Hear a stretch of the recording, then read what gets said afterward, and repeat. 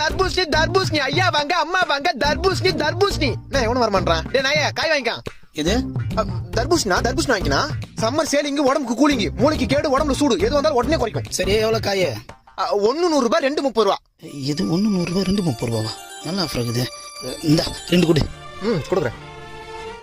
என்னண்ணா யோ 2 பீஸ் தான் 30 ரூபாயா? பின்ன முழு காய 30 ரூபாய்க்கு 2 கொடுப்பாங்க. அப்புறம் அவள் தான் போக வேண்டியதா துண்ட போடணும். யோ 30 ரூபாய்க்கு 2 காய் கொடுக்கலாம் குடியா? 30 ரூபாய்க்கா?